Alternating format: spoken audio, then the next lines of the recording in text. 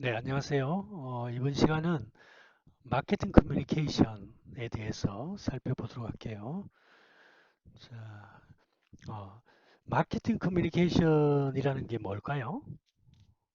그러니까 기업은 소비자들과 지속적인 커뮤니케이션을 해 나가죠, 그죠? 커뮤니케이션 활동을 해요. 그래서 왜 그러냐 하면, 결국 마케팅, 그러니까 커뮤니케이션 활동을 통해서 표적 소비자, 표적 소비자의 마음속에 차별적인 이미지를 형성하고 강화해 나가야 되기 때문이죠. 그래야지만이 우리 제품을 선택할 것이고, 그로 인해서 우리가 브랜드 자산에 대해서 이제 브랜드 자산을, 강력한 브랜드 자산을 구축을 할 수 있다는 거죠. 그로 인해서 지속적인 재구매가 일어난다는 거죠. 아무리 우수한 상품을 우리가 개발했다 치더라도 소비자에게 그 상품의 우월성을 각인시키지 못한다면 어떻게 될까요? 그 기업은 시장에서 성공을 거두지 못하겠죠. 그래서 이런 것들을 위해서 필요한 게 바로 통합적 마케팅 커뮤니케이션, 즉 IMC라고 이야기를 하죠. 그래서 IMC 전략은 한 기업의 모든 마케팅 프로그램과 마케팅 커뮤니케이션을 통합해서 계획하고 실행하여 일관성 있는 메시지와 이미지를 창출하는 데 그 목표가 있다는 거죠. 그래서 과거에 했던 그 개별적인 마케팅 활동들이 이루어져 왔는데 이런 것들을 즉 그 여러 가지 판촉 그 수단들 있죠. 광고라든지 판촉이라든지 PR이라든지 판매원 관리, 뭐 구전 활동 이런 것들을 통합적으로 관리해서 상호 간의 일관성 있고 또 보완성 있는 그런 마케팅 커뮤니케이션을 해 나가자는 게 바로 마케팅 커뮤니케이션의 목적이다. 이렇게 보면 될 것 같아요. 자, 쉽게 또 한번 예를 들어 보면 우리가 오케스트라 알죠, 그죠? 오케스트라. 그러면 오케스트라는 가서 보면 예를 들면 뭐 피아노도 있고 바이올린도 있고 첼로도 있고 트럼펫도 있고 다 있잖아요. 여러 가지 악기들이 있는데 사실은 이런 것들을 어떻게 보면 전부 다 기업의 마케팅 도구라고 생각해 보세요. 마케팅 커뮤니케이션 도구라고 생각을 해. 그런데 각각 소비자들한테 그런 음들을 들려줬다면 사실은 오케스트라는 어떤 거예요? 각각 하는 게 아니라 일관성 있는 하모니가 필요하다는 거잖아요. 만약에 오케스트라에서 피아노가 자기 잘났다고 피아노는 피아노 마음대로 하고 첼로는 첼로 마음대로 하고 이렇게 되면 어떻게 될까요? 안 되겠죠. 그 뭐 이상한 소리가 나오겠죠. 그죠?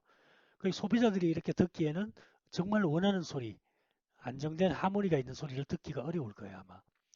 그런 것처럼 기업들의 마케팅 수단, 커뮤니케이션 도구들이 서로 다른 목소리를 내게 된다면 소비자들은 어떨까요? 소비자들은 혼란스러워 한다는 거죠. 저 회사가 도대체 무슨 이야기를 하려는 건지 잘 모르겠다. 이제 이렇게 되면 아까 얘기했던 기업의 어떤 제품에 대해서 차별적인 이미지를 각인시키는데 실패하게 된다는 거죠. 그래서 하모니가 필요한 거고 그 하모니를 위해서는 지휘자가 필요하죠. 오케스트라에 지휘자가 다 있죠. 그 지휘자에 따라서 각각의 도구들이 음악 도구들이 소리를 내는 거죠. 그래서 또 훨씬 더 개별적일 때보다 더 아름다운 소리를 만들어 낸다는 거죠. 마찬가지로 기업에서도 IMC 기획자가 있죠. 사령탑이 있죠. 그 기획에 의거해서 각 마케팅 커뮤니케이션 도구들이 어떤 통일된 또 일관적인 메시지들을 소비자들한테 전달해 줘야지만이 소비자들은 그 어떤 그 반응들이 적절하게 소비자들이 그 회사가 원하는 마케팅 회사가 원하는 그런 메시지를 전달을 할 수 있을 것 같다. 이제 이런 거죠. 그래서 요즘은 전부 다 IMC 마케팅 커뮤니케이션에 대해서 아주 중요하게 다루고 있습니다. 자, 그러면 여기에 들어가서 내용들을 한번 살펴봅시다. 살펴보면 첫 번째는 이제 마케팅 커뮤니케이션을 잘 하려면 마케팅 커뮤니케이션 과정에 대해서 알아야 되겠다라는 이야기가 나오고, 그리고 나서 두 번째는 마케팅 커뮤니케이션을 좀 개발해보자라는 이야기. 세 번째는 홍보, 그 다음에 네 번째는 인적 판매, 이렇게 커뮤니케이션 수단들에 대해서 나오고 있어요. 물론 뭐 이거 말고도 마케팅 커뮤니케이션 수단들은 많이 있습니다. 여러 가지들이 다 될 수가 있는데 주요 수단들에 대해서 한번 살펴보도록 할게요. 자, 처음에 마케팅 커뮤니케이션의 주요 형태를 한번 살펴보면 우리가 대표적인 게 이제 광고죠. 여러분들 TV 보면 나오는 그런 광고들이 마케팅 커뮤니케이션의 주요 수단이 돼요. 그죠? 그 광고를 통해서 저 회사에서 만드는 제품이 있네. 그리고 이런 거네. 이런 특징이 있네. 그래서 이런 차별점을 가지고 있네. 이런 느낌을 만들어내네. 이런 것들을 이제 소비자들은 생각을 하게 되는 거죠. 그럼으로 인해서 그 제품에 대한 이미지들을 또 인지도를 소비자들이 이제 가지게 되는 거죠. 오케이. 그 다음에 이제 판매 촉진이 있어요. 판매 촉진. 판매 촉진은 주로 판촉 활동들이라고 볼 수 있는데, 여러분들 보면 이제 판매가 좀 더 잘 일어나게 하기 위해서 어떤 직접적인 뭐 시연매라든지 시식회라든지 아니면 뭐 컨테스트 이런 것들도 많이 하는 거 본 적 있죠. 경품 추첨 이런 것들도 이제 될 수가 있을 것 같고, 이런 활동들이 이제 주로 판촉 활동에 해당이 되는데, 광고하고는 다른 형태이죠. 그리고 나서 이제 홍보라는 게 있어요. 홍보라는 거는 여러분들 뭐가 있나? 저기 어, 기업의 이미지를 좋게 하는 여러 가지 수단들 중에서 이제 기사들 이런 것들도 있죠. 그 기사가 무슨 최초 무슨 수출, 뭐 국내 1위, 뭐 국내 최초로 뭐 이런 것들, 아니면 그 회사의 이미지가 어떻다는 거, 신뢰성이 있다는 거, 품질이 좋다는 거, 이런 것들이 이제 직접적인 광고 형태는 아니지만 광고와 비슷하게 소비자들한테 어떤 이미지나 어떤 인지도를 높이는 수단이 되는 그런 것들이 이제 홍보가 될 거고요. 그 다음에 인적 판매는 이제 사람들을 통해서 전달되는 커뮤니케이션들이 되겠죠. 자, 그러면 광고 나오네. 어차피 나오는데, 광고는 신원을 밝힌 스폰서가 돈을 내고 상품, 서비스, 아이디어 등 사람이 아닌 다른 매체를 통해 널리 알리고 촉진하는 모든 형태의 커뮤니케이션 수단이다 라고 정의를 하고 있어요. 그 신원을 밝혔다는 얘기는 뭐예요? 어, 누가 돈을 내죠? 스폰서가. 신원을 밝힌 스폰서라는 건 지금 농심 거네? 지금 삼성 거네? 삼성이네? 이런 거죠. 그래서 신원을 밝힌 스폰서가 돈을 내요. 누구한테 돈을 내요? 매체한테 돈을 내야 되겠죠. 매체한테 돈을 내고 상품, 서비스, 아이디어 등을 사람이 아닌 다른 매체를 통해서 알리는 거죠. 그리고 촉진하는 모든 형태의 커뮤니케이션을 광고라고 한다. 또 신문지도 있죠. 매체, 신문 매체를 통해서도 광고가 있죠.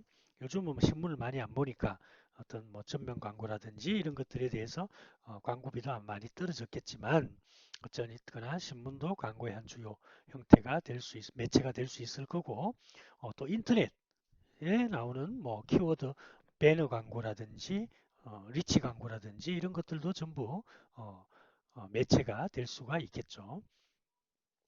자, 그리고 판매 촉진이죠. 판매 촉진은 기업이 상품이나 서비스의 판매를 늘리기 위해 짧은 기간 동안 중간상이나 최종 소비자들을 대상으로 벌리는 광고, 인적 판매, 홍보 이외의 여러 가지 마케팅 활동들이다 라고 볼 수 있겠죠. 그래서 아까 얘기했던 뭐 인센티브를 준다든지 리베이트를 준다든지 콘테스트를 한다든지 뭐 이런 것들이 다 판촉과 관련된 이야기가 되겠다. 자, 홍보는 사람 이외의 매체, 즉 신문이나 잡지, TV, 인터넷 등이 되겠죠. 매체로 하여금 제품, 서비스, 기업 등을 뉴스나 논설의 형태로 다루게 함으로써 이들에 대한 수요를 자극하는 것을 홍보라고 이야기를 합니다. 그죠?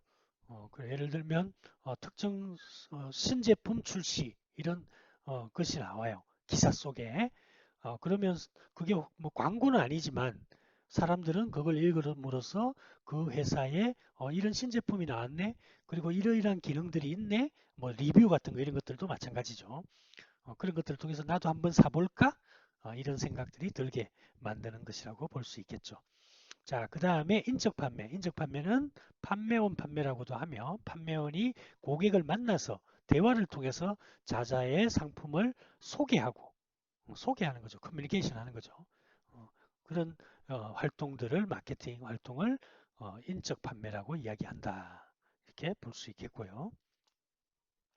자, 그 다음에는 커뮤니케이션 과정을 한번 살펴봅시다. 커뮤니케이션 과정. 자, 커뮤니케이션의 과정을 살펴보면 처음에 발신인이 있죠. 발신인. 그리고 수신인이 있어요. 발신인은 누구일까요? 기업. 기업이 되겠죠. 어떤 메시지를 전달하고자 하는 사람. 특정 상품에 대한 메시지를 전달하고자 하는 사람.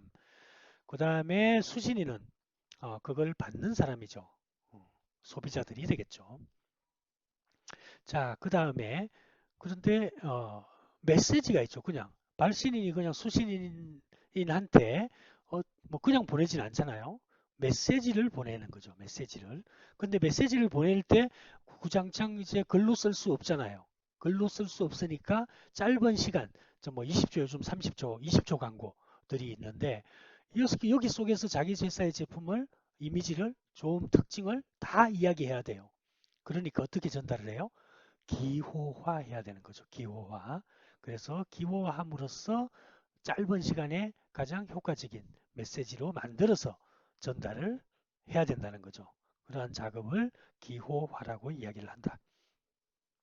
자, 그 다음에 이제 해독이 있어요. 수신인은 메시지가 전달 온다고 해서 다 받나요? 무조건? 마케팅의 그 관리자의 발신자의 의도를 뭐 시험 문제 풀듯이 그렇게 정확하게 알아들을까요? 아니겠죠, 그죠? 그러니까 해독을 해요. 나름대로 해독을 하는데 해독을 해서 그에 맞게 자기 나름대로의 어떤 메시지를 받아들이게 되죠.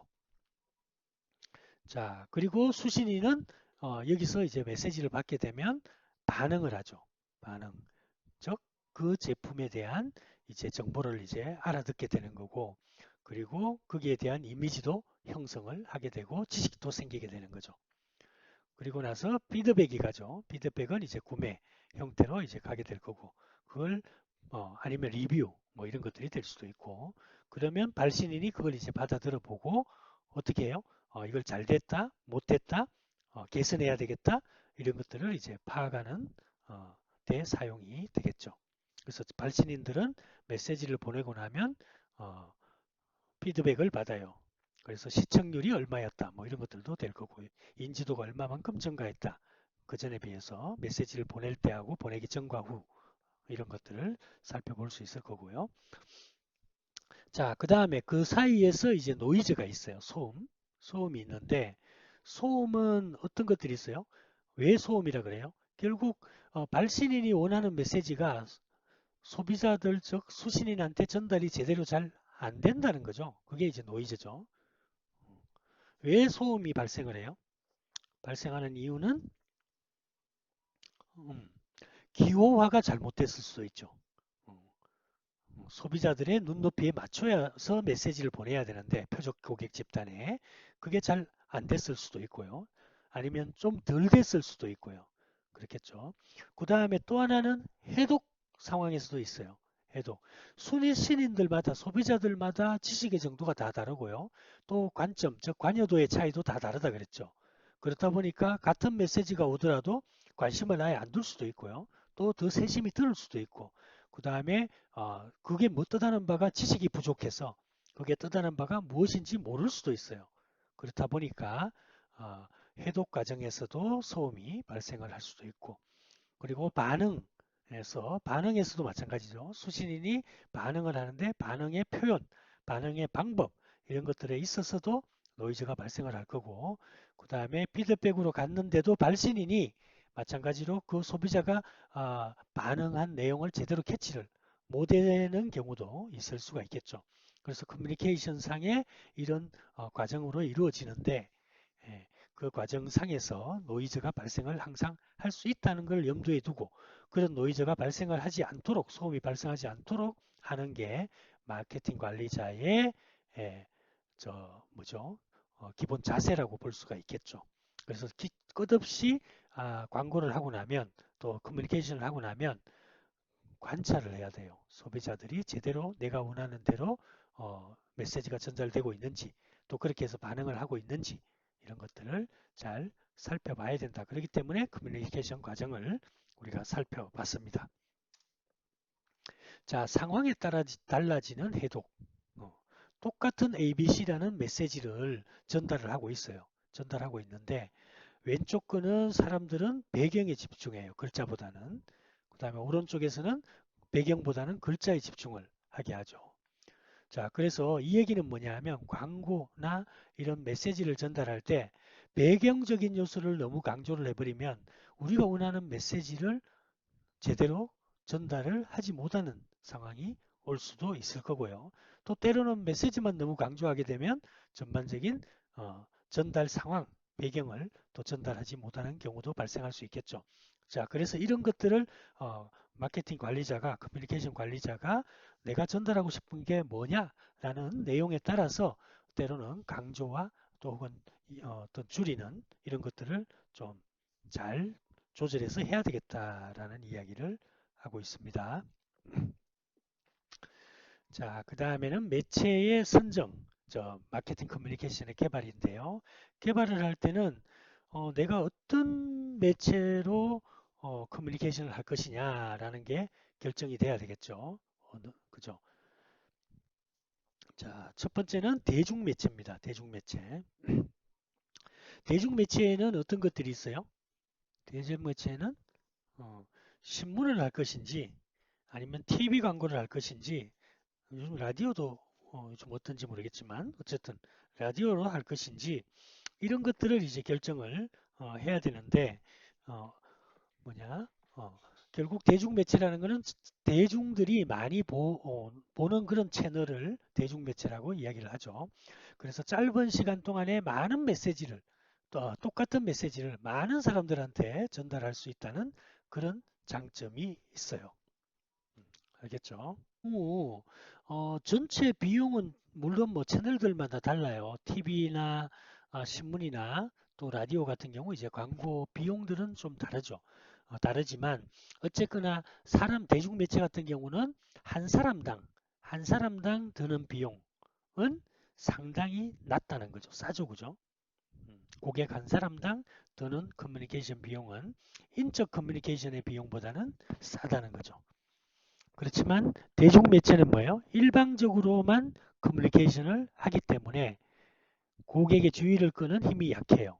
그래서 고객으로부터 반응도 늦게 올 뿐더러 또 정확하지 않을 때도 있다. 아까 얘기했듯이 노이즈가 많이 발생을 할 수 있다는 거죠. 또 원방향, 원웨이, 일방향의 커뮤니케이션이라는 거죠. 뭐에 비해서? 판매 촉진이라는, 아니 인적 판매라는 거에 비해서는 거죠. 자, 그 다음에 고객의 반응을 고객을 직접 접촉하는 방법 이런 거는 뭐 인적 판매가 되겠죠. 그래서 고객의 반응을 빨리 그리고 정확하게 파악할 수 있죠.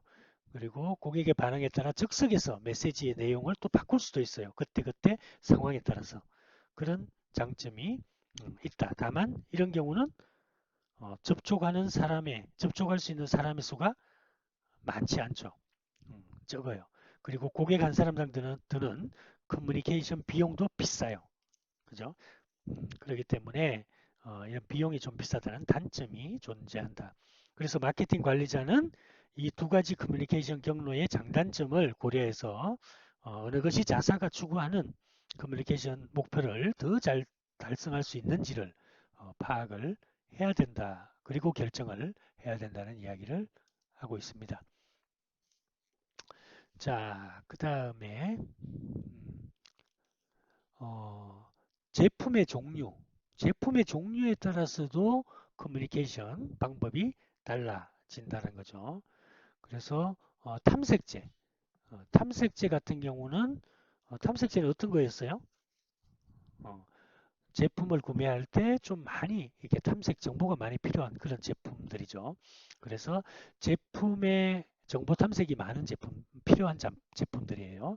그래서 제품의 품질에 대한 정보를 소비자가 탐색을 통해서 판단할 수 있는 이런 제품들이죠. 음, 그래서 탐색제는요, 광고를 통해서 소비자들에게 제품에 대한 정보를 정확히 전달할 수 있기 때문에 광고의 비중이 가장 높고 인적 판매 필요성은 상대적으로 낮다.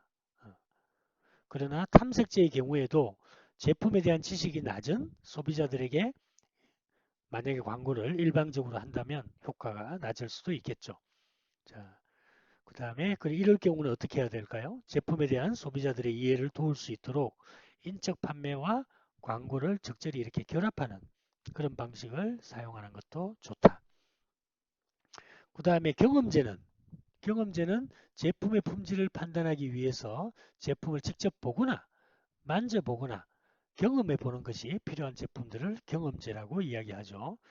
어, 그래서 이런 경우는 광고를 통해서 제품에 대한 관심을 일으키는 거죠. 관심을 일으키고 판촉을 통해서는 구매 의도를 형성하고 그리고 인적 판매를 통해서는 실제 구매로 연결하는 그런 방식이 효과적이겠죠. 그래서 마찬가지로 이렇게 섞어서 그 제품의 특성에 따라서 섞어서 적절히 하는 것들이 되게 중요하다라는 이야기를 하고 의료 제품, 의류들 있죠. 의류들. 그 다음에 화장품. 이런 경험제들은 어떻게 해요? 온라인과 모바일을 통해서 소비자가 제품에 대한 정보를 탐색하게 만들어주죠. 그죠? 그리고 구매를 하는 탐색제로서 제품 전환을 이렇게 만들어 나가게 하고 있는 거죠. 그래서 온라인과 모바일 환경에서는 제품에 대한 사용 경험을 동영상과 이미지를 통해서 보여주는 거죠.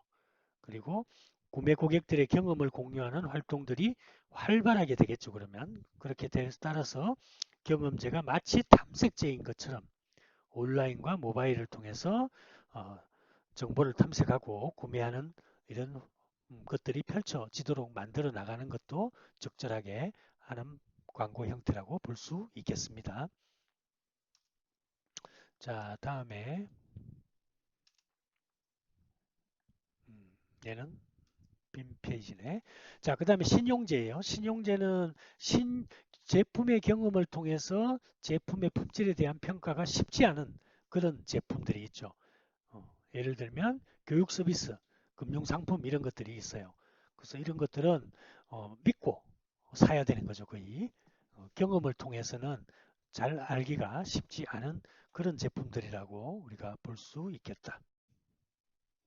자, 신용제의 경우에는 인적 판매를 판매 촉진과 함께 이렇게 결합해서 고객들로 하여금 제품에 대한 판매원들과의 접점을 형성하고 지속적인 관계 개발을 통해서 구매로 연결시키는 그런 방법을 사용하는 게 좋겠다라고 이야기하죠.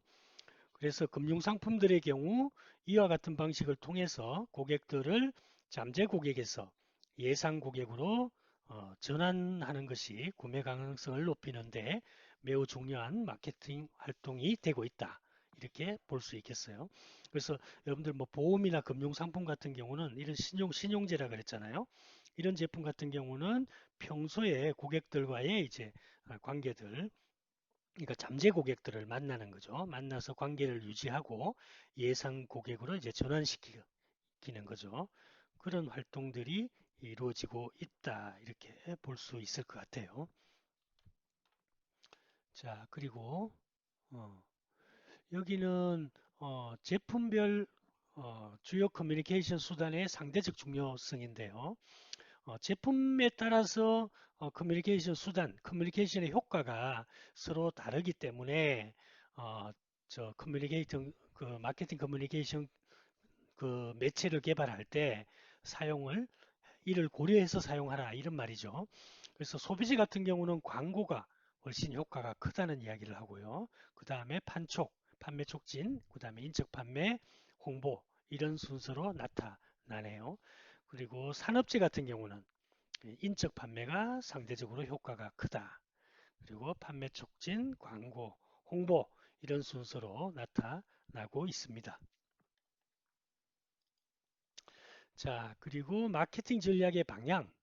마케팅 전략의 방향에서는 마케팅 관리자가 어떤 방법을 쓸 거냐 이런 이야기죠. 방향을 어떤 방향성으로 갈 거냐라는 이야기인데 이런 방향성을 결정하는 두 가지 형태가 있는데요. 밀기 전략과 끌기 전략이다. 즉 푸시와 풀 전략이다 라고 이야기를 해요. 푸시 전략과 풀 전략. 자, 밀기 전략은 제조업체는 도매상에게, 도매상은 소매상에게, 소매상은 최종 소비자에게 제품을 적극적으로 판매하는, 즉 밀어붙이는 전략이다. 이렇게 볼 수 있겠어요. 와닿나요? 예를 들면 제조업체가 있다고 봅시다. 제조업체가 이해하세요? 마우스로 글씨를 쓰다 보니까 잘 안 됩니다. 제조업체가 어, 소비자들한테 그죠? 판매를 유도하는데 판매를 촉진시키는데 사이에 중간상이 있죠. 중간상. 중간상이 있는데 중간상한테 제조업체가 중간상한테 아, 판촉을 하죠. 판촉을 어떤 판촉을 해요? 예를 들면 공급 가격을 깎아준다든지 리베이트를 준다든지 어, 뭐 이런 전략을 펼쳐나가고요. 그 다음에 그러면 중간상은 어때요? 중간상은 아무래도 제조업체가 이런 그 촉진을 했으니까 좀 더 이득이 되는 그런 제품을 판매를 하겠죠. 소비자들한테 할인을 한다든지 이런 활동들을 판촉 활동을 해나가죠. 그래서 이렇게 해서 전체적으로 소비자의 판매를 증대시키는 방법을 이제 푸시 전략이라고 이야기를 한다. 자, 끌기 전략은 제조업체가 있는데 제조업체가 소비자들한테 먼저 어떻게 해요? 광고를 해요. 우리 제품 이런 것들이 있어요. 어떤 게 좋아요? 라고 이제 판촉을 해요. 그러면 소비자들이 이제 중간상한테 가죠. 중간상한테 가서 뭘 해요? 내가 이런 제품을 봤는데 이런 제품 있어요? 좀 갖다 놓으세요. 이제 이렇게 이야기하면 중간상이 어차피 도움이 되는데 그죠? 많이 파는 게 중요하죠. 소비자들이 사러 왔는데 그 제품이 없어서 못 팔면 안 되겠죠. 그러면 제조업체한테 주문을 하는 거죠. 자, 그래서 화살표의 방향이 다르죠. 그래서 이런 방법이죠. 그래서 이런 방법을 이제 끌기 전략이라 그러고 두 방법 다 결국은 전부 다 판매를 촉진시키는 방법인데 방법이 다르다라는 이야기를 하고 있습니다. 그래서 끌기 전략은 제조업자가 최종 소비자들을 상대로 적극적인 촉진 활동을 하여 이들로 하여금 자사 제품을 찾게 하고 중간상이 자발적으로 자사 제품을 취급하게 하는 전략이라고 이야기를 합니다. 자, 그림으로 보면은 제조업자의 적극적인 촉진이 누구를 대상으로? 도매상을 대상으로 하고요. 도매상은 소매상을 대상으로 적극적인 촉진을 하고 소매상은 소비자들을 대상으로 적극적인 촉진을 하는 그런 형태를 밀기 전략이라고 한다. 자, 풀 전략은 제조업체가 소비자들한테 먼저 촉진을 하고 적극적으로 그러면 소비자들이 소매상한테 가서 어, 구매를 하고 소비자 주문을 하고 소매상은 도매상들한테 주문을 하게끔 해서 궁극적으로 판매를 늘리는 방법이다. 이렇게 볼 수 있겠어요. 자, 그 다음에는 제품 수명 주기가 있는데요. 제품 수명 주기는 제품이 수명이 있나? 그렇죠? 제품이 시장에 도입되는 시기, 시장에 처음으로 도입됐을 때를 태어났다고 보는 거예요. 그래서 이 시기를 이제 도입기라고 이야기를 해요. 그래서 처음에 시장에 런칭이 되고 나면 회사에서 이제 광고도 하고 판촉도 하고 홍보도 하겠죠. 그렇게 하면 매출이 이제 조금씩 증가를 해요. 어, 이런 시기를 도입기라 그러고요. 그리고 나서 어, 매출이 급격히 증가하는 시기가 있겠죠. 이 시기를 성장기라고 이야기를 해요. 성장기. 그리고 매출액이 이제 증가율이 둔화되는 시기가 있죠. 이 시기를 성숙기라고 이야기하고요. 그리고 매출의 성장률이 이렇게 감소하는 시기가 있어요. 그 시기를 쇠퇴기라고 이야기합니다. 그러다가 어느 시점이 되면 시장에서 사라지겠죠? 사람이 죽는 것처럼. 그래서 이 시기를 이걸 전체를 가지고 이제 태어나서 시장에서 사라지는 이런 전체를 이제 제품 수명주기라고 이야기하고요. 그 수명주기의 곡선은 통산적으로 이렇게 생겼다라는 이야기를 해요. 그래서 각 단계들마다 뭐가 달라요? 광고, 그러니까 커뮤니케이션의 방법이 서로 다르죠. 도입기는 광고, 판촉, 홍보를 하고요. 성장기는 광고와 인적 판매를 주로 하고 성숙기는 인적 판매를 대상으로 주력으로 하고 쇠퇴기는 광고와 판촉을 주로 하더라. 이런 얘기를 하고 있어요. 왜 그래요? 도입기는 알려야 되니까 일단 광고, 판촉, 홍보 이런 다양한 마케팅 수단들을 해 나갈 수밖에 없죠. 그러고 나서 성장기가 되면은 어느 정도 제품이 이제 알려는 졌죠. 알려는 졌고 이 시기는 주로 경쟁사들이 이제 생기고 경쟁이 좀 시작되는 시기죠. 그러니까 인적 판매하고 광고를 해 나가는 거고 그러고 나서 성숙기로 가면 이제 알려지는 거는 다 알려졌어요. 다 알려졌기 때문에 경쟁사와의 어떤 차별적인 요소를 이제 강조해 나가야 되고 주로 이제 인적 판매를 통해서 적극적인 적극적이라기보다 인적 판매를 통한 어떤 보수적인 이런 광고 전략을 해 나간다. 표차 커뮤니케이션 전략을 해 나간다. 그리고 세태기로 가면 어때요? 어, 광고 비용을 많이 안 들여요. 커뮤니케이션 비용을 많이 안 들이고 좀 줄이죠. 그리고 광고 우리가 이 제품이 있는 정도만 알려주면 돼요. 응? 알겠죠? 그렇게 하면서 커뮤니케이션 전략을 해 나가니까 궁극적으로 우리 제품이 어느 수명주기 상태에 있느냐에 따라서 커뮤니케이션 수단이 달라진다. 라는 측면에서 설명을 하려고 제품 수명주기를 가지고 왔어요.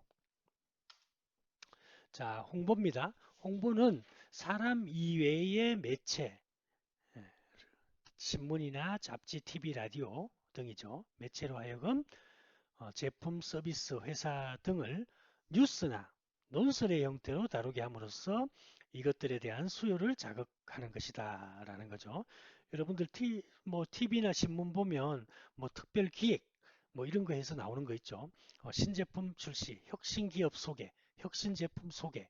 이 광고하고는 달라요. 그죠? 광고하고는 달라요. 그래서 비용이 들어가지 않죠. 광고비처럼 비용이 지불되지는 않아요. 그렇지만 어떤 커뮤니케이션 효과는 존재해요. 존재하겠죠. 그래서 광고와 달리 홍보의 비용은 스폰서가 부담하지 않는다는 거죠. 스폰서가 즉 스폰서를 하면 광고주죠. 광고주 그러니까 회사가 제품을 만드는 회사가 부담하지를 않아요. 자, 그 다음에 이런 경우는 상당히 신뢰성이 있어서 의외로 홍보도 효과가 크다라는 측면이 있습니다. 자, 홍보를 위해서 회사가 동원할 수 있는 수단 어떤 것들이 있냐라고 보면 기업의 홍보팀에 가보면 이런 일들을 해요. 홍보팀에서. 그래서 뉴스도 우리 회사가 뉴스에 나올 수 있게 하는 거죠. 그래서 때로는 이런 컨텐츠를 기사로 만들어서 제공을 하죠. 어디다가? 신문사나 어떤 방송국에 보내요. 왜냐하면 신문사나 방송국은 항상 컨텐츠가 필요하죠. 그 시간을 메꿔야 되잖아요. 지면도 메꿔야 되잖아요. 그러니까 항상 컨텐츠를 필요로 해요. 그래서 획기적인 컨텐츠나 아니면 소비자들이 관심 가질 만한 컨텐츠가 있으면 언제든지 실어줄 의향이 있는 거죠. 그래서 그런 뉴스를 대상으로 한다든지 그 다음에 최고 경영자의 강연도 있죠. 최고 경영자가 어디에 나가서 강연을 해주는 거죠. 그렇게 함으로써 회사의 홍보를 어, 어떤 이미지를 바꾸는 그런 전략이 될 수가 있겠죠. 자, 그 다음에는 행사. 행사는 뭐가 있어요? 기자회견. 기자회견을 하기도 하죠. 그 다음에 세미나도 해요. 세미나. 사람들을 많이 모아놓고 새로운 신기술 전략, 4차 산업에 대비한 뭐 어떤 모바일 무슨 대전략 뭐 이런 것도 세미나를 해서 예를 들면 삼성전자라든지 이런 데서는 이제 하게 되면 이제 신제품을 혹은 제사의 기술력을 자연스럽게 알리게 되는 특히 오피니언 리더들한테 알리게 되는 그런 효과가 생긴다. 그 다음에 전시회도 있죠. 전시회, 그 다음에 창립 기념 행사 이런 각종 행사들을 주최하는 이유들도 이런 홍보 효과를 누리기 위해서죠. 그리고 인쇄물을 또 때로는 발간하기도 해요. 인쇄물의 발간이라는 것은 신문, 왜냐하면 무슨 사내신문 이런 것들을 만들기도 하죠. 그 다음에 잡지도 만들기도 하죠. 그 다음에 달력 이런 것들을 만들어서 배포를 하죠. 그리고 연차 보고서도 만들어요. 우리가 이렇게 성장을 했고 이렇게 해서 이런 성과를 거뒀고 우리가 앞으로 이러이러한 전략을 이런 사업을 확장해 나갈 거다. 이런 것들. 그 다음에 회사 속에서 브로셔 이런 것들도 이제 홍보물이라고 이야기를 하죠. 이런 것들을 통해서 많은 어떤 커뮤니케이션을 해 나가는 방법들이 되겠고 그리고 회사 홍보용 각종 시청각 자료들 있죠. 저기 뭐냐 회사에 가면 뭐 기업 탐방이나 이런 것들 가면 가장 먼저 보여주는 것들이 시청각 자료들이잖아요. 이런 것들을 통해서 그 회사에 대한 어떤 새로운 면모를 소비자들한테 전달하는 그런 역할을 하는 것들도 홍보의 한 수단이 되겠다. 자, 일반적으로 이제 홍보는 신문이나 잡지, TV, 라디오 등과 같이 전통적인 매체로 하여금 제품이나 서비스를 다루게 함으로써 소비자들에게 긍정적인 영향을 미치는 활동이라고 이렇게 알려져 왔죠. 근데 요즘 보면 디지털 시대로 와 있잖아요. 디지털 시대에는 전통적인 이런 매체뿐만 아니라 SNS 좀 보면 기업의 미니 홈피들도 있고 기업의 페이스북 계정들도 있고 그죠 카카오 계정들도 다 있잖아요. 이런 SNS와 같은 새로운 매체들로 하여금 제품이나 서비스에 대해서 어떤 긍정적인 이런 이야기들을 막 만들어내요. 그러니까 만들어내기 이게 없는 것을 만들어낸다는 얘기가 아니에요. 있는 것을 잘 알리기 위해서 컨텐츠를 만드는 거죠. 그리고 확산 이렇게 하게 함으로써 소비자에게 긍정적인 이미지를 형성하고 그리고 제품과 서비스에 대한 선호도를 높이는 활동이 아주 매우 중요해져 가고 있다. 그래서 요즘은 보면 SNS 인재들을 많이 영입을 한다든지 이렇게 예, 기업에서 하고 있습니다. 음, 그리고 또 SNS상에서 제품이나 서비스의 구매 경험, 사용과 관련된 노하우, 사용 후 평가 이런 것도 리뷰죠, 리뷰. 소비자들이 이제 다른 소비자들하고 나누게 하는 이런 활동들이 기존의 어떤 광고 이런 것들보다 훨씬 더 영향력이 소비자들한테 미치는 영향력이 크다는 것을 이제 기업들도 인식을 하고 거기에 나서 적극적으로 이제 활동을 하고 있는 거죠. 그래서 그런 뭡니까 스포츠라든지 또 SNS 상의 어떤 그 동호회라든지 커뮤니티 이런 데 대한 지원들 이런 것들을 많이 해 나가고 있다는 것도 이런 홍보 활동의 새로운 방법들이고 또 유튜브에서도 보통 많이 하죠. 유튜브를 통해서도 제품과 서비스에 대한 평가를 만들어내고 그리고 자사 제품에 대한 더 많은 의견과 평가를 듣고 또 확산시키고 이런 것들을 하고 있는 걸 볼 수가 있어요. 홍보와 비슷한 개념 중에서 홍보를 퍼블리시티라 그러잖아요. 그 말고 이제 PR이라는 것도 있죠. Public Relations. 그러니까 퍼블릭과의 릴레이션, 대중관계죠. 이런 PR이라는 것들도 있는데 PR은 기업과 사회 간의 이상적인 관계를 정립하기 위해서 기업이 벌이는 여러 가지 활동 이렇게 이야기하잖아요. 자, 이렇게 봤을 때 홍보는 PR의 아마 일부지, 일부라고 볼 수 있겠죠. 그래서 최근에 마케팅 커뮤니케이션의 수단의 하나로 PR을 이렇게 적극 활용하는 기업이 늘어가고 있는 거죠. 그래서 LG의 뭐 PR 광고들 이런 것들 있죠. 음, 뭐 기억나시나 모르겠다. 고흐 시리즈들도 있고요. 음, 그다음에 생활이 예술이 된다는 것, 뭐 이렇게 이야기를 하고 있죠. 자, 이런 회사들은 대개 이제 PR 전문가를 고용을 해요. 그리고 회사의 좋은 이미지를 창출하고 자사의 제품을 판매를 촉진하기 위해 조직적이고 전문적으로 이렇게 PR 활동을 벌여나가죠. 그래서 최근에는 이런 그 홍보와 PR의 중요성이 앞으로 계속 아마 증가하지 않을까 이렇게 생각하고 있습니다. 자, 그러면 LG그룹 중에서 아까 그 기업 이미지 캠페인 사랑해요 LG 뭐 이런 거 있잖아요. 제품 광고는 아니야. 그런데 PR, PR이 이제 되고 있는 거죠. 기업 이미지 광고를 하면서. 자, 그 다음에 인적 판매가 있다, 그죠? 인적 판매는 커뮤니케이션 믹스의 중요한 한 요소일 뿐만 아니라 많은 경우 회사가 활용할 수 있는 가장 효과적인 커뮤니케이션 방법이다 라고 이야기하죠. 그래서 인적 판매는 회사로서는 무척 비싼 커뮤니케이션 방법이죠. 왜 사람을 써야 되니까. 사람을 써야 되니까. 그래서 유능한 판매원들을 유지하는 데 드는 엄청난 비용이 필요하다.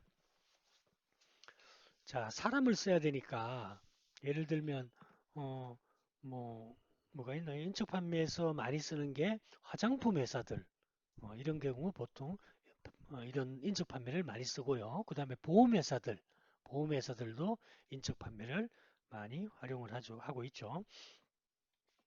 자, 예를 들면 뭐가 있을까?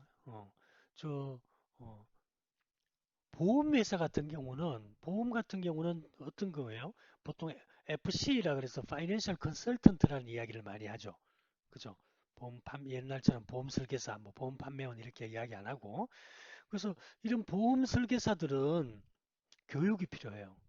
그래서 사람을 접하는 방법들도 또 다 가리키고 그 다음에 저 금융상품이나 상품들과 관련된 보험 상품과 관련된 어떤 지식들, 자격증 이런 것들도 지속적으로 많이 가리키고 있죠. 그래서 연수원에 가면 삼성도 대전인가 어디에 삼성 그 보험 삼성화재 연수원이 있어요. 그 연수원에 가면 생명연수원이 있죠. 거기에 가면 교육이 끊임없이 이루어지고 있습니다. 전국에 어떤 그 보험 설계사들이 얼마나 많습니까?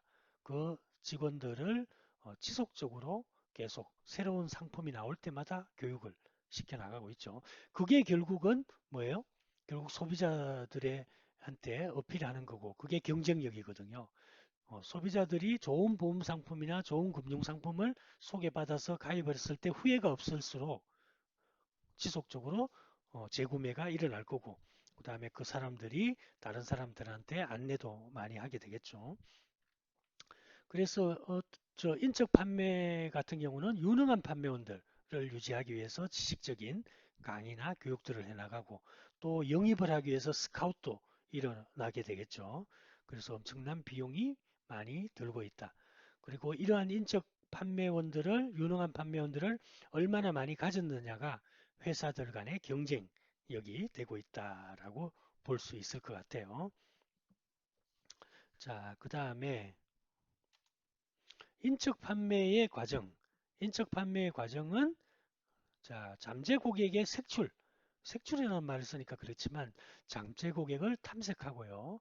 잠재 고객에 대한 정보를 수집하는 걸로 나눠요. 인적 판매 과정은.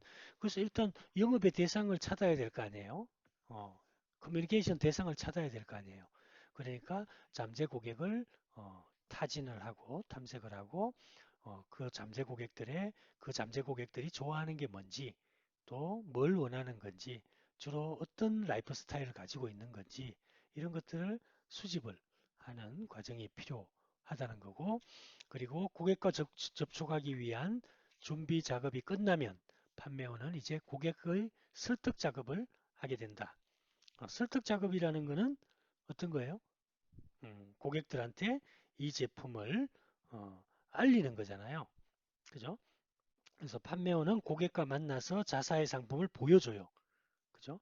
그리고 나서 사도록 이렇게 사게끔 권유를 하죠. 그래서 고객이 제기할 시에 고객이 제기하는 뭐 질문이 많잖아요. 그런 반대 의견을 또 잘 넘겨야 해요. 여러 가지 스킬이 필요한 거죠. 그래서 이게 이제 이런 설득 작업이 아주 이 사람들한테는 아주 중요한 영역이고 그런 지식들이 많이 있어야지 그런 설득들이 상대적으로 잘 이루어지겠죠. 그렇다고 해서 제품을 속이면 안 되겠죠. 요즘은 불안전 판매라 그러죠. 정보를 숨기거나 속여서 판매를 하게 되면 나중에 누가 보상을 해야 돼? 회사가 보상을 해야 돼요. 그래서 불안전 판매가 일어나면은 안 돼요. 그래서 어, 그 상품에 한해서 잘 소개를 해주는 그런 능력이 필요하다라는 거죠.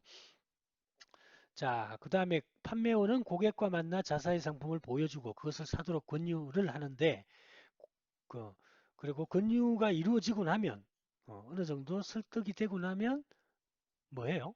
설득이 되고 나면 판매 과정에서 이제 마지막 단계인 거래 성립 단계로 들어서게 되는 거죠. 그래서 그 과정에서 가게 되면 상담의 마무리, 그 다음에 그 후에 어, 일로 나눠지게 돼요. 그쵸? 자, 그리고 보통 보면 이제 그 끝나고 나서도 지속적인 사후 관리도 아주 중요하다는 거죠. 그래서 판매 과정은 주문을 받는 것으로 끝나는 게 아니라는 거죠. 그래서 주문을 받고 나서 판매원은 반드시 고객이 주문한 상품이 제대로 배달되고 설치가 되었는지를 확인해야 돼요. 그리고 또한 정기적으로 고객과 접촉해서 고객이 물건을 제대로 쓰고 있는지, 제대로 관리를 하고 있는지, 이런 회사로부터 서비스를 잘 받고 있는지 등을 잘 점검해서 회사에 대한 만족감을 갖도록 해서 해야 된다는 거죠. 그래야지만이 어, 자사로부터 다음에도 상품을 구입한다는 거죠.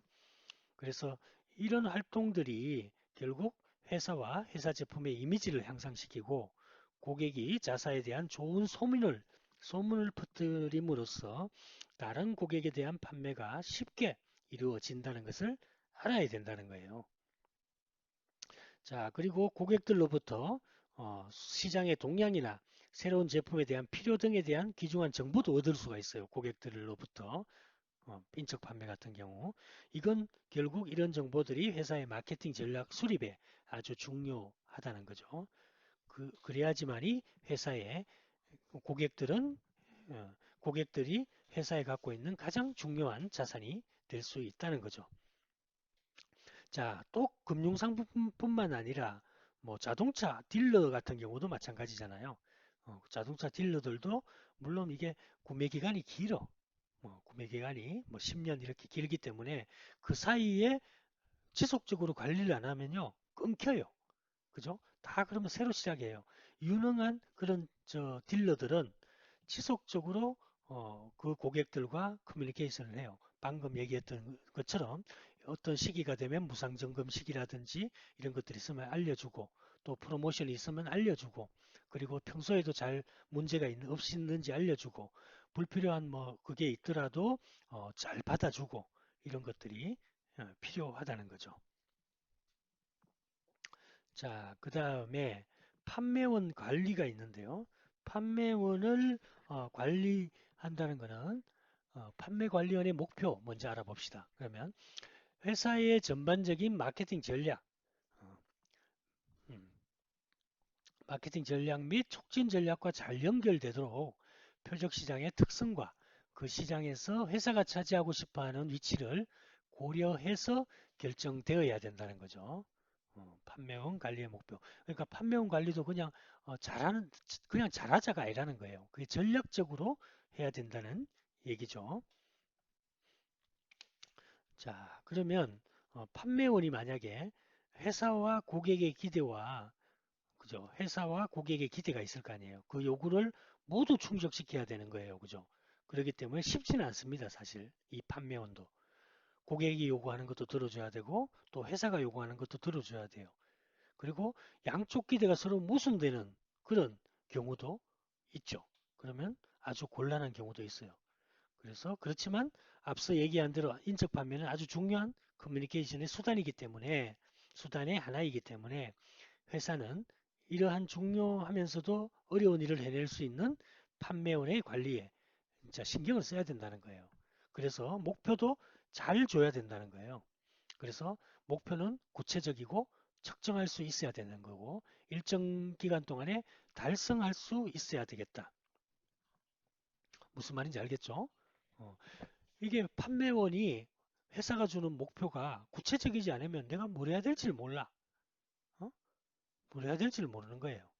그렇기 때문에 헤맬 수가 있는 거예요. 그래서 정확하게 우리 회사는 너한테 이런 걸 목표로 해. 그래서 이러이러한 게 우리는 네가 해줬으면 하는 바람이야. 이런 것들을 정확하게 알려줘야 되고요. 그리고 목표가 측정할 수 있어야 돼요. 그래야지만 나중에 평가할 수 있잖아요. 그리고 판매원도 마찬가지로 내가 잘했구나, 못했구나를 가늠할 수 있어야 돼요. 내가 목표를 달성했구나, 안 달성했구나를 알 수 있어야 되는 거예요. 그렇기 때문에 측정할 수 있어야 되고 또 그리고 일정 기간 동안에 달성할 수 있어야 돼요. 그죠? 만약에 터무니없는 높은 목표를 주면 어떻게 될까요? 판매원은 움직이지 않을 거예요, 아마. 왜? 음, 어차피 내가 하더라도 안 될 걸 알게 될 거니까. 그러니까 판매원이 움직일 수 있고 내가 한번 해봐야지 라는 어떤 자기 동기부여가 이루어질 수 있을 정도의 목표를 줘야 된다는 이야기를 하고 있어요. 자, 예를 들면 7월 1일에서 뭐 12월 31일까지 6개월 동안 서울 강남 지역에서 매주 적어도 6명의 잠재 고객을 찾아라. 뭐 이런 거라든지 그 다음에 같은 기간 동안에 새로 찾아낸 잠재 고객들 가운데 매주 적어도 한 명과는 거래를 성사시켜라. 그 다음에 앞으로 1년 동안 새로 거래를 시작한 고객들로부터 적어도 한 달에 한 번 다시 주문을 받도록 해라. 뭐 이런 그 어떤 관리의 어떤 과정, 관리의 지침들을 만들어서 주게 되면 상대적으로 그런 것들을 이제 느낄 수가 있는 거죠. 그래서 그리고 판매원 관리의 목표를 세울 때는 반드시 판매원들의 의견을 반영할 필요도 있어요. 이 정도면 할 수 있겠어? 할 수 있는 정도의 한 사람 걸 물으면 안 되죠. 사람들의 여러 판매원들이 있다면 그들의 평균 값들을 찾아서 아니면 뭐 상위 30%의 어떤 목표를 준다든지 그래서 그런 것들을 반영을 해서 설정할 필요가 있다. 자기 생각으로 해서는 안 된다.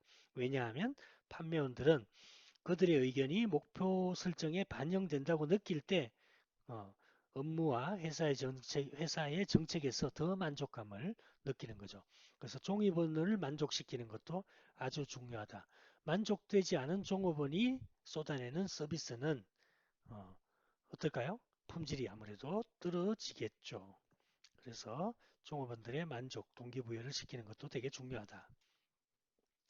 자, 그 다음에 판매원의 조직이 있겠죠. 판매원 관리를 할 때. 판매원의 조직은 지역별 조직으로 관리할 수도 있겠죠.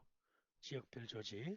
또 그 다음에 제품별 조직으로도 관리할 수 있을 것 같고요. 그리고 시장별 조직 이렇게 관리할 수도 있습니다. 자, 먼저 지역별 조직을 보면 각 판매원에게 책임 한계가 분명하다. 그죠? 지역별로. 그렇기 때문에 판매원은 자기 구역 내에서 더 열심히 새로운 고객을 찾고 또 현재의 고객들과는 계속 좋은 관계를 유지하려고 애를 쓰게 되는 거죠. 그래서 판매원이 좁은 지역만을 다니기 때문에 여비가 비교적 적게 든다. 비용이 적게 든다. 이런 얘기를 하고 있습니다. 물론 뭐 혼합형도 있겠죠. 이런 세 가지를 합치는 혼합형도 있겠는데 어쨌거나 지역별 조직은 책임의 한계가 그 지역만 커버를 해. 어, 그리고 나서 그 지역별로 다른 목표를 주겠죠. 예를 들면 특정 지역은 예를 들면 강남이다. 그건 돈이 많고 뭐 목표 고객이 많은 지역도 있을 거고 또 어떤 지역은 목표 고객이 적은 지역도 있겠죠. 인구수 자체도 적고 그러니까 지역별로 다른 목표를 주면서 관리를 해 나가야 되겠죠. 그래서 어쨌거나 그 지역 내에서 이루어지는 비즈니스를 평가를 하기 때문에 상대적으로 책임의 한계가 분명하고 움직여야 될 범위도 상당히 분명하다라는 이야기를 하고 있습니다. 그 다음에는 제품별 조직인데요. 제품별 조직은 제품이 첨단 기술로 만들어진 제품 같이 아주 복잡하거나 여러 종류의 제품을 팔기 때문에 한 사람이 그 제품을 다 취급하기는 어려운 경우에 서로 연관성이 없는 제품들을 판매하는 경우, 제품들을 서로 다른 유통 경로를 통해서 판매하는 경우에 제품별 조직을 쓰는 게 유리하다 이런 얘기죠. 이런 경우. 자, 무슨 말인지 알겠죠? 상대적으로 예를 들면 냉장고 팀, 뭐 세탁기 팀. 그래서 제품이 상당히 서로 다르게 서로 연관성이 없는 제품들끼리 판매를 하거나 서로 다른 유통 경로를 통해서도 판매하는 경우 또 여러 종류의 제품을 팔기 때문에 한 사람이 그 제품을 다 취급하기가 어려운 거죠. 그래서 너는 이런 제품을만 담당해. 너는 이런 제품을 담당해. 너는 이런 제품을 담당해. 이렇게 제품별 조직을 구성해 주어서 판매원을 관리하는 방법도 있겠다라는 이야기고요. 자, 그리고 시장별 조직도 있죠. 시장별 조직은 판매원들이 자기가 맡고 있는 시장에 대해서 이렇게 깊은 지식을 가지게 된다는 장점이 있어요. 그죠? 그래서 판매원들이 자기가 담당하는 시장에 따라서 조직하는 건데,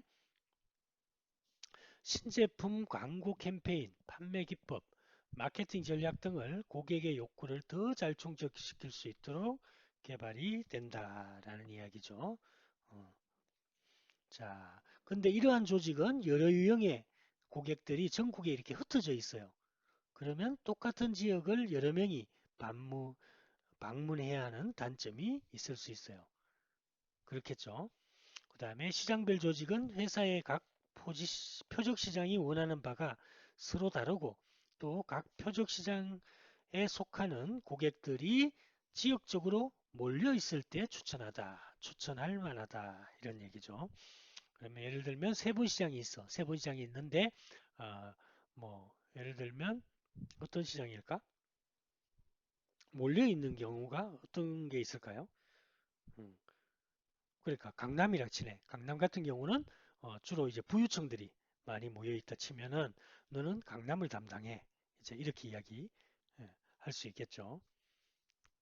근데 이제 부유층이라는 거는 강남도 아니고 뭐 각 지역들마다 다 있네. 따져보니까.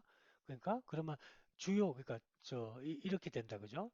예를 들면 대전에는 어느 지역, 대전에는 뭐 세종시, 충청권은 세종시, 그 다음에 강남은 서울은 음, 강남구, 그 다음에 부산은 해운대, 뭐 이런 식으로 이렇게 어, 맡겨지게 되겠죠. 세분시장을 부유층 세분시장, 그 다음에 중위층 소유 세분시장, 그 다음에 또 하위층 세분시장 이렇게 만약에 소득에 따른 세분시장별로 시장 조직을 만든다면 그렇게 이제 관리를 할 수 있는데 단점은 여러 군데 흩어 있으면 내가 부산도 가고 해운대도 가고 강남도 가고 세종시도 가야 되니까 여러 가지 여러 번 방문해야 되는 그런 단점이 있을 수도 있다라는 이야기를 하는 거죠. 그렇지만 고객의 욕구를 더 잘하는 거야.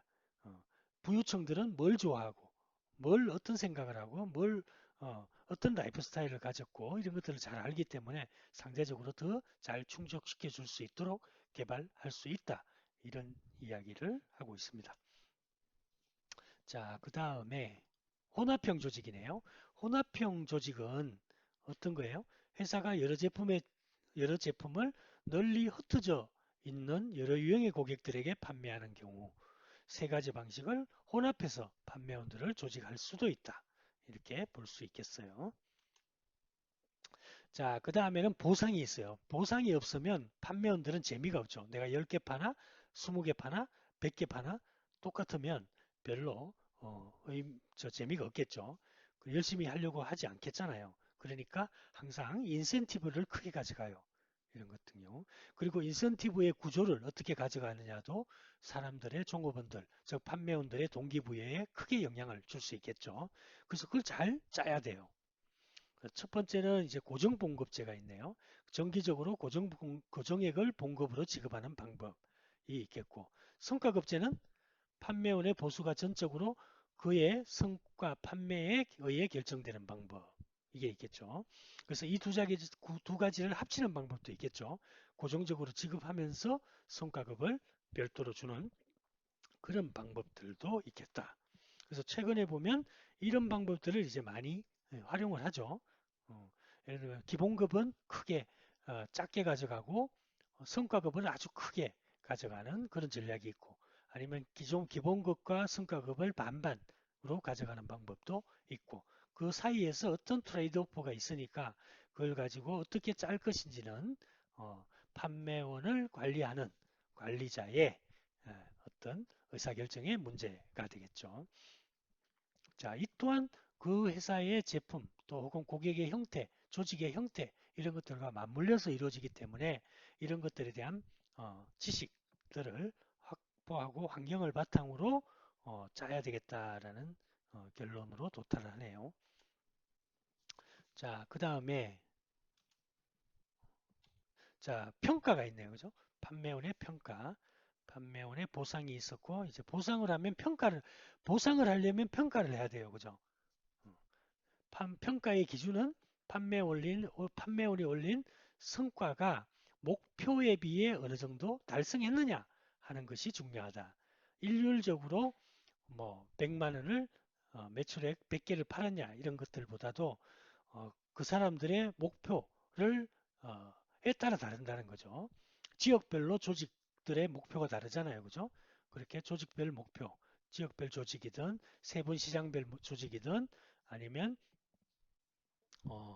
어떤 저 뭐냐 아까 나왔던 혼합형 조직이든 제품별 조직이든 그 제품별로 그 판빌리는 상황이 다 다르잖아요. 소비되는 상황도 다르고 또 소비자들의 수도 다르기 때문에 거기에 맞는 목표가 중요한 거고요.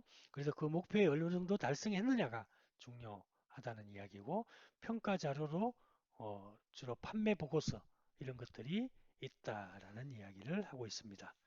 자, 오늘 수업은 여기까지 하고 마무리하도록 하겠습니다. 수고하셨습니다.